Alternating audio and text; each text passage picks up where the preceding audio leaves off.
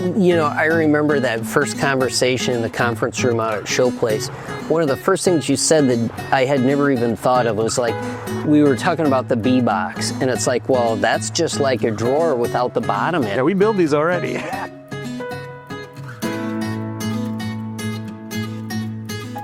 Hi everybody, I'm Jeff Johnson, one of the founders of Premier Bee Products. It's my pleasure today to introduce you to Bart Brost. And Bart is our lead woodenware engineer, and he's got a really interesting story of how we kind of ended up on this journey together. So with that, I'll introduce you to Bart, and we're going to have a conversation to just give you our story. Thanks, Jeff. Yep. First off, I want to thank Premier Bee for, I guess, entrusting me to help them with this venture. It's been an adventure. It's been exciting for me. I cut my teeth as an engineer in the wood industry starting 30 years ago, which is kind of scary to say out loud. 30 years. In the cabinet industry. So I started as a young engineer in the cabinet industry here in Sioux Falls. About 30 years ago, and I'm still in that industry. I had a little stint outside of it for a couple years in my late 20s, but I've basically been in a engineering role in wooden manufacturing for most of my life. I'm currently director of engineering at a company called Showplace Wood Products, which Jeff visited now probably, what was it? 2-3 years ago? Probably 3 years ago. And I almost got involved on accident a little bit. I think you run into our president. Yeah. And had a short conversation about what we do Well, at actually, Showplace. that was when we hadn't even made our mind up if we were going to get into woodenware yet. We were kind of struggling with what do we want to do with that. And one of my business partners said, I know a guy that's a CEO of a company that deals with a lot of wood because they build cabinets. And so my business partner, Chad, says, I want to introduce you to, is it Bill? Bill. Yeah. Yeah. And so we went out to meet Bill, and that's when I met you.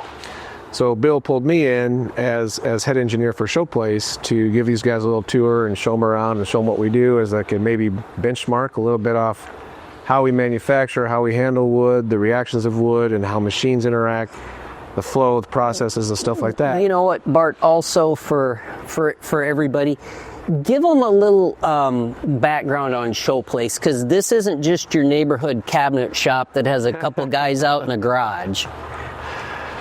No, Showplace, we're in our 26th year as a company, and we were the fastest growing cabinet company in the United States for quite a few years there in the early 2000s, and we've grown to be one of the largest cabinet producers in the nation as a corporation. We have over 700 employees at Showplace. We make over 800 and some cabinets a day, and we ship them all over the country. Okay. We have dealers in all 50 states.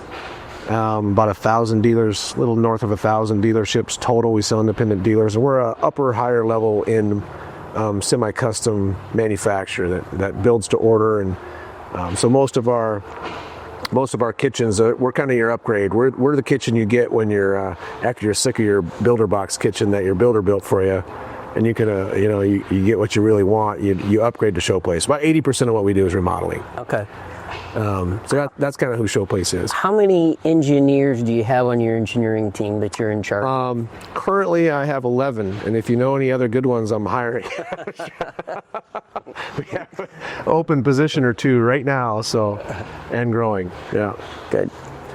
So yeah, when you came down to Showplace, the story, if you've ever heard Jeff passionately tell the story of Premier Bee, and you are passionate about it, there's no doubt about that. It hooks you, and it hooked me. It did, and that's I'm being very transparent about that. When you sat down at that table in our conference room that day, and you started telling me the story of what you guys were doing and the things you were trying to accomplish in this industry, it's kind of captivating. It is. So when you approached me about helping, I was like, I didn't say, let me get back to you. I think I just said, yep. Yep, you did. How can I help? Because this is cool. And it's been a fun ride. It's been enjoyable for me to kind of take off my manager hat that I wear at my normal job day in and day out, and kind of put my engineering hat back on, and kind of get into really helping build a process from the ground up. This is a fraction of the operation that I'm used to at Showplace, because Showplace is massive. But that's also part of the enjoyment of it, is it kind of growing something from nothing and having that blank sheet of paper to start with, and try to create something that's going to be cool and help not just an industry but a whole ecosystem. Right. Yeah. I remember that first conversation in the conference room out at Showplace. One of the first things you said that I had never even thought of was like, we were talking about the bee box, and it's like, well, that's just like a drawer without the bottom in it. Yeah, we build these already. Yeah, exactly. And it's just that made me kind of think, well, there might be something to this, and it's just like the assembled frame with the foundation in it is just like a cabinet door. You've got 4 sides and a panel in the middle of it. Yep. A lot of similarities. Yep. Well, and I think that's kind of one of the biggest advantages that Premier had. With woodenware, we started from scratch. We didn't have equipment that we'd been using for 20 years that we kind of had to stay within. We were able to kind of think outside that box to figure out a way to maybe use the technology that's come into wooden manufacturing and apply it to bee boxes and bee frames and just the beekeeping industry. No, I mean, and part of that approach of how do we do things differently and how do we do it better, it was honestly some of the attraction for me, right? Mm-hmm. I mean, that's as an engineer too, that was intriguing. Like, oh, yeah, cool. How do we make it better than it's done before? And how do we think outside the box? No pun intended. So yeah, it's been a ride. It's been fun. Talk a little bit about some of the things from the cabinet industry that you brought into our products at Premier. Well, I think you touched on the main one. I mean, when you kind of showed us what you wanted to do for a hive, and it was apparent immediately that we do this. Right? I can go show you the dovetail drawer boxes that we build today. It's almost the same thing. So building that structure and those drawers, it seems simple, like a lot of things in life. It's just 4 pieces of wood you slap together. You guys have experienced and learned firsthand that it's not simple. There's so many intricacies there's just the intricacies of wood, the inconsistencies of wood that you have to deal with, and trying to figure out how do you get those raw materials to work right for you in a manufacturing environment. How do you get it so you have the processes in place to combat that? And it's because there's so many things that can happen. Yeah. Well, and I think I really didn't know anything about wood. I was a very, very rough carpenter, kind of a go to Home Depot and try to pick out a couple straight 2x4s if you wanted to nail something together. But anybody that knows much about wood, working with it, it's extremely difficult because it changes. It changes. Depends on the humidity and the temperature and what the starting moisture in the board was, and so there is a lot that goes into it. Yeah. So I guess the advantage we had with my experience at Showplace is I was we weren't starting from ground zero, because I could take a lot of that experience that I had making drop boxes just like this, and we got a head start, if you will, on the development of that. So I was able to bring a lot of the equipment and processes that we use over to this application and make it work. And when we decided to move forward with the woodenware portion of our business, that also meant we had to build another factory. talk a little bit about that, because we were designing a new box, we were designing a new frame, and we had to design a factory all at the same time. Yeah. So if I remember right, when you asked me to be a part of this and I kind of came into the picture, the basic plans for that building were kind of already established. Basically, the square footage. How big this building was going to be. So the footprint was like, okay, we're putting it here. So the footprint was something. So I got to take that footprint and say, okay, we got kind of a sheet of paper here, blank sheet per se, and that was a lot of fun. Being able to sometimes, from an engineering standpoint, you don't have that luxury. Right? Sometimes you kind of hinted on that. We're not starting with a bunch of old equipment in an old warehouse or something like that. That's a legacy type. We were able to start with a blank sheet of paper, and it's an advantage. It is, because you get to take that knowledge and that experience and create it the way that you think it should be created, versus trying to pigeonhole into a project or a building that's already there. Well, and we were very fortunate also, I think, with your background in you designed plants at Showplace. So a lot of that stuff you had already learned, how to lay things out, like how to move things through the system on order carts, and how to have stations positioned by the order that they should be in, just to bring efficiency to it from the get-go. That people that aren't engineers or done that, it would have taken us years to figure out, oh, this is how we should do it to make it operate the most efficiently. Yeah. There was a lot of benchmarking that we were able to take advantage of from processes at Showplace, but there was also a lot of creativity that we had to do as a team here that I got to be a part of, with stuff that I was not familiar with, like building the frames, for instance, getting that all incorporated into that same building, and how are we going to incorporate a warehouse plus some raw material in, finished goods out. How do you get the frame process efficient along with the box process, and how are we going to get all these puzzle pieces in here? Was a bit of a challenge, but it came together quite nicely, I think. Yep.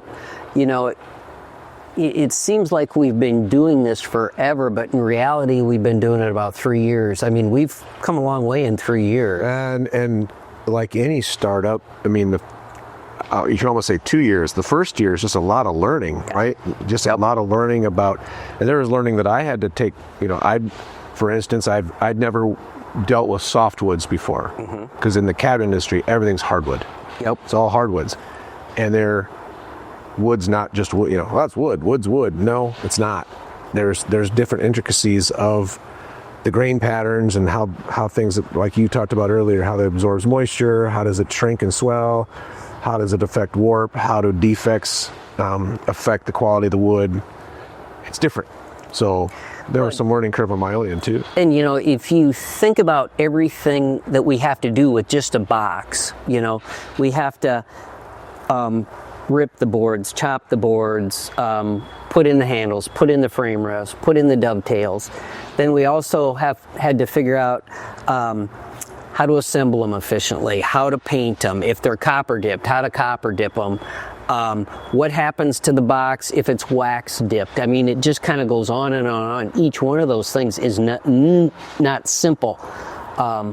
Requires a lot of learning, but then also you were very key in how to come up with the quality control checks at each one of those points, so we could train the employees to make a good product every time is the goal. That's right. Again, that's kind of benchmarking off things we learned, and sometimes you learn those the hard way, right? Yep. That's how you get to those processes. Is you had something that didn't go quite right, and you learn that you need to check things at certain points, or how you check things, or how do you measure, right? How do you measure quality? Yep.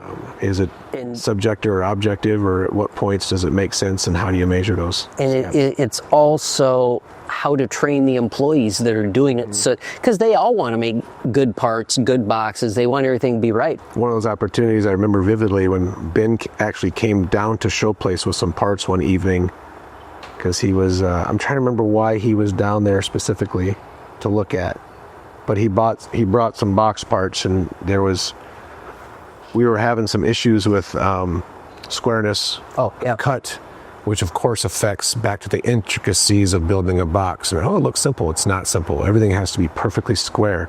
Everything has to be cut perfect. Everything has to align perfectly. The dovetail joints have to machined within a few thousandths tolerance to make it fit right. See, right. So that's one of the things with the dovetail that people, I don't think, quite understand. It has to be perfect for it to go together right. Where a finger joint, which is the traditional joint that they've used in, the beehive boxes for 100 and some years, there's a lot of forgiveness there. You can cover a lot of sins with a finger joint. yeah. It's from a strength wise, it's a very inferior joint because there's not much there. You don't have a lot of surface area. There's a lot of forgiveness in the joint, which makes the box flex, right? And we want a box that's solid and rigid and is going to last a long, long time.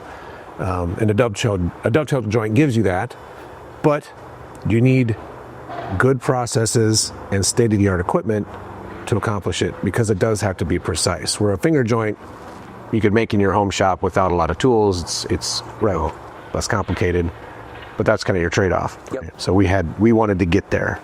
So that took a lot of, that took some engineering up front and some benchmarking off things we'd learned at Showplace to get to that point.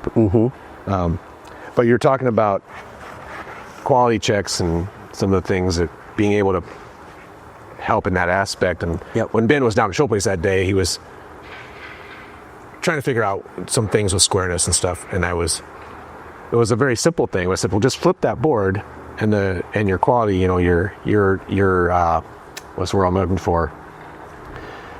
Your tolerance of squareness will offset itself. So it'll emphasize the issue. So if you flip it and it's good, you're good both ways. But if you flip it, if it looks good here and you flip it and it looks bad here, that's just your squareness tolerance will multiply, and you'll be able to see an issue right away with a simple little check. So sometimes those things go a long way.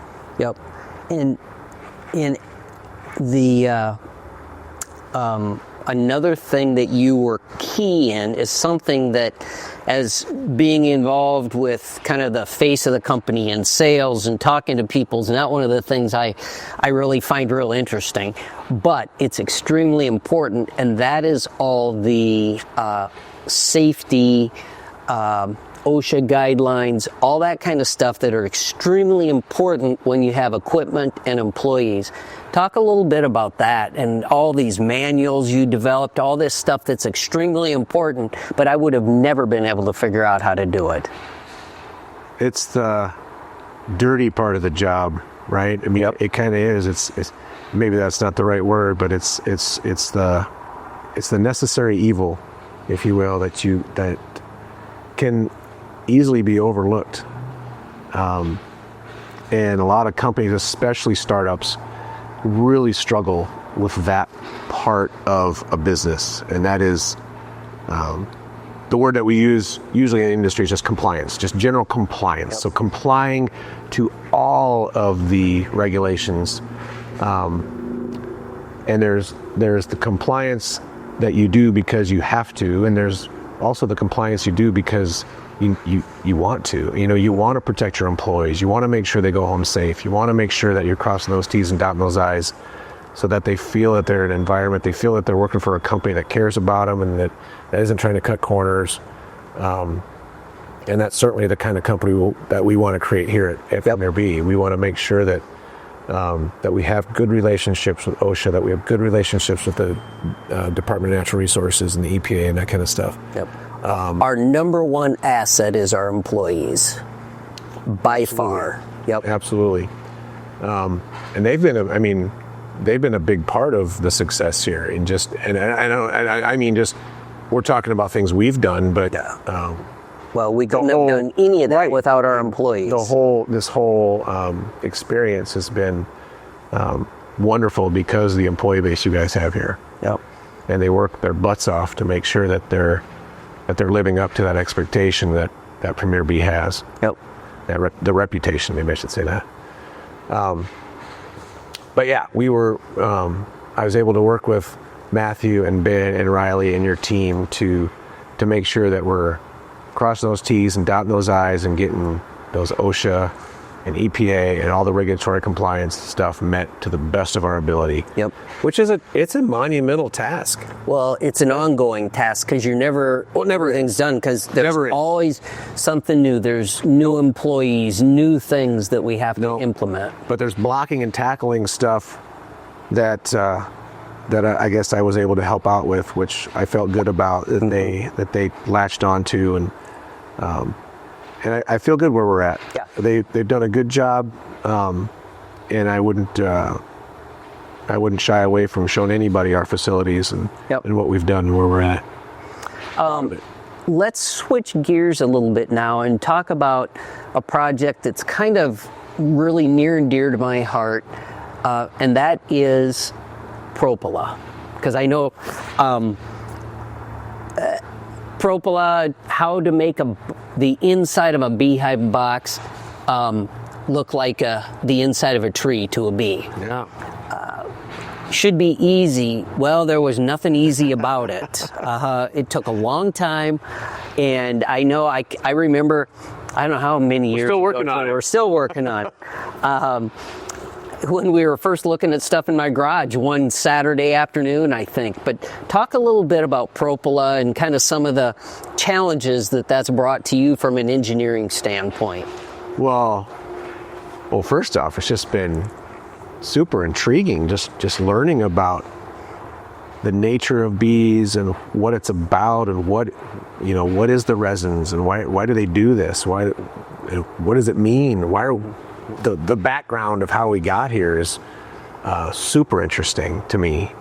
It is. It's neat stuff. So the fact that we're on this road to try to make life better for the bees based on science, again, it's one of the things that keeps me here. That's because it drives you to figure out these solutions that's gonna be helpful. So when we first started talking about it, I guess the first thing we did, if I remember right, is we did a bunch of testing, right? Yep. I think I made up a bunch of I think you went into Showplace one. I did some of it at my house Sunday afternoon. I did some of it at my house, and then some of it worked just on a saw, just cutting some parts and making some grooves. And we did different widths and different depths and different thicknesses and different roughing up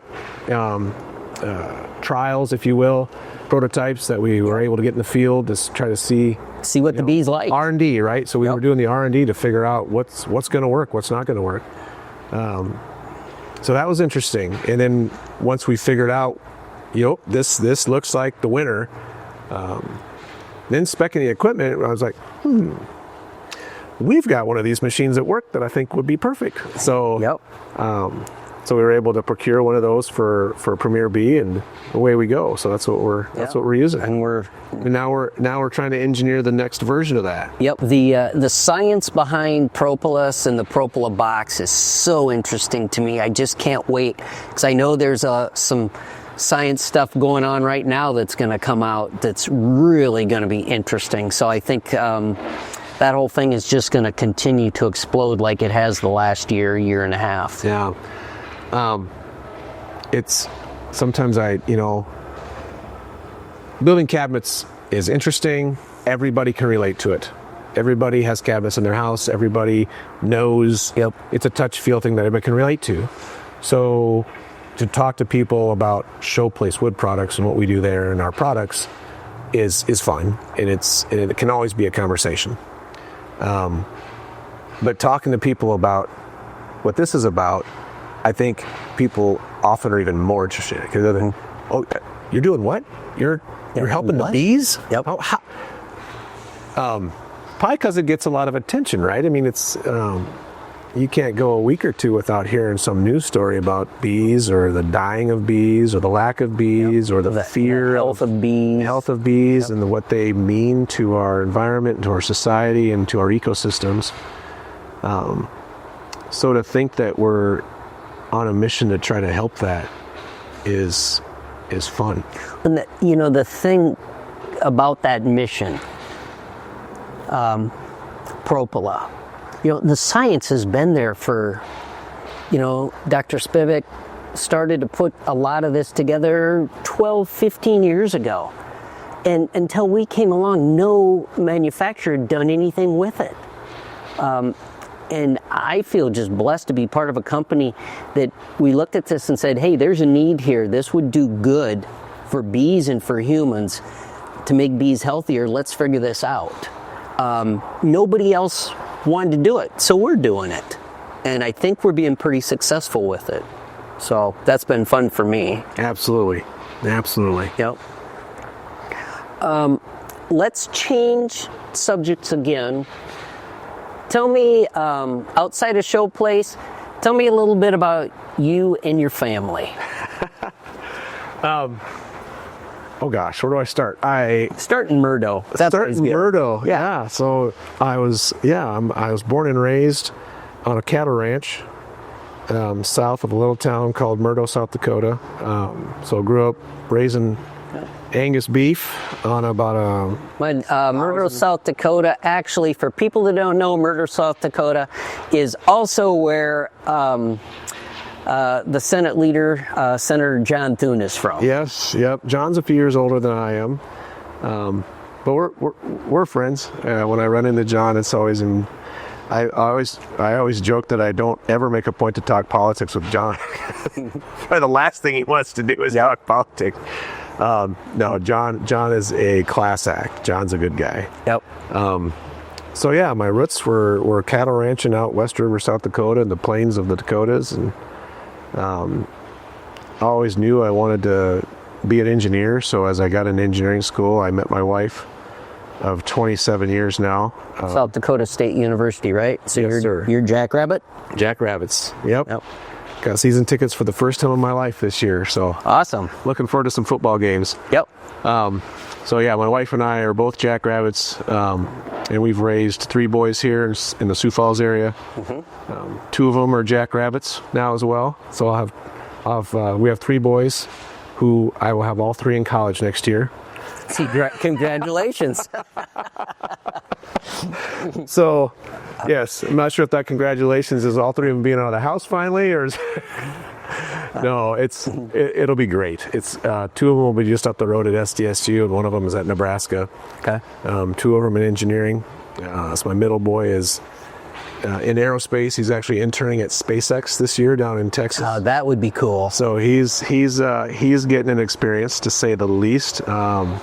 My wife and I are going down to see him this Thursday. We're flying down to Texas to go see him, so we are looking forward to that. That will be interesting. Yep. He's got a tour for us, so we get to tour SpaceX and see what that's all about. So he is getting an experience, no doubt about it. And my other 2 are both at SDSU. My oldest is going into nursing. Okay. Up there. Then my youngest is also going into mechanical engineering as well. Okay. So, tell us about the band. So yes, I probably stretch myself too thin sometimes. I also have been a semi-professional musician for 25 years.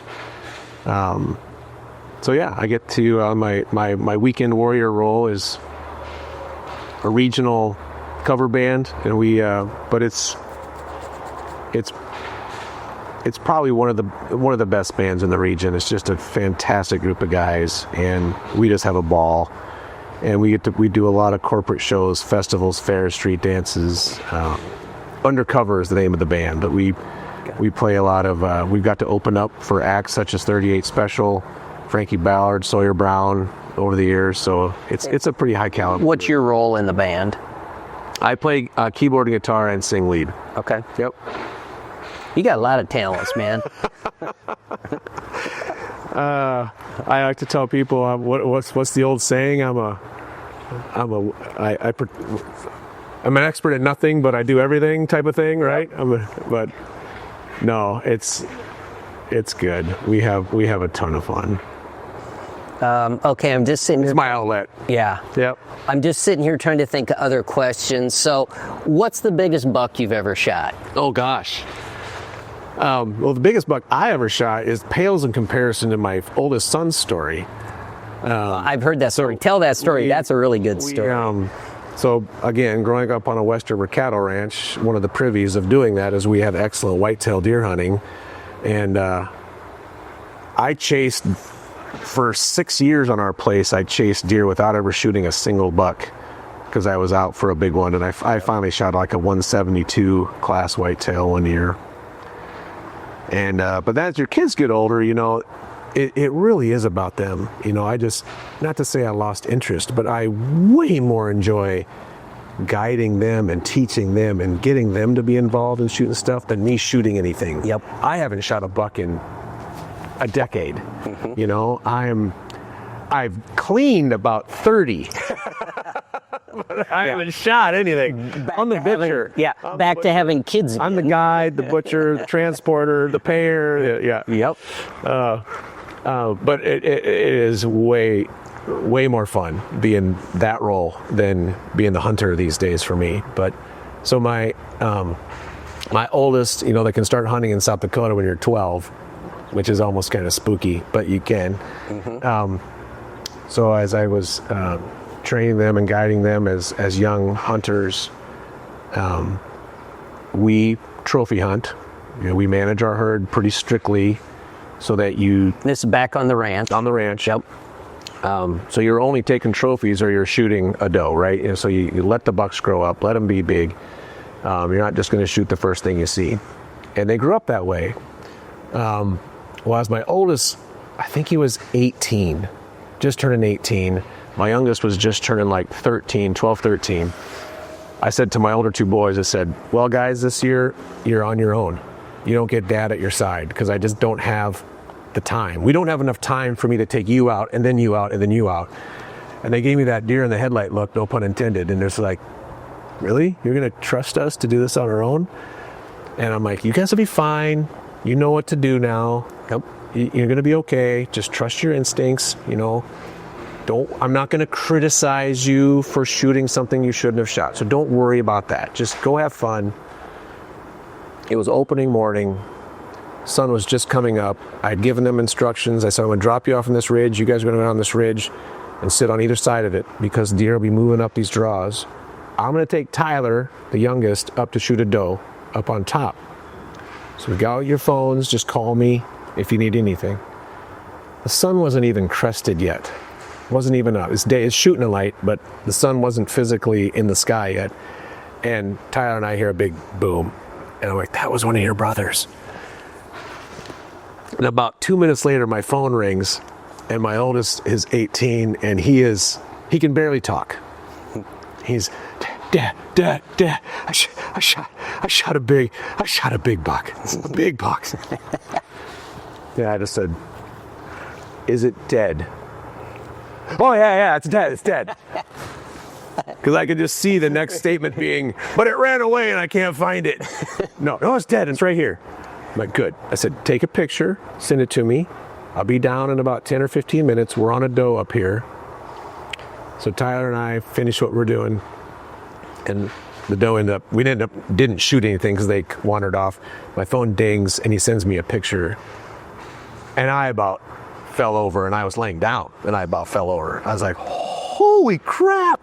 And so we make our way down there, and he shot close to a 180 class buck.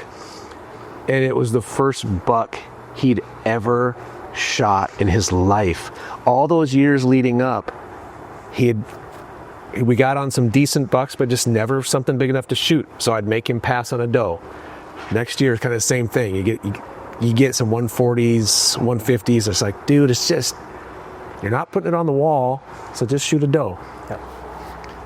So the fact that he's ruined. We keep teasing him that he's ruined because when the first buck you shoot in your life is a 180 class whitetail, it's all downhill from there.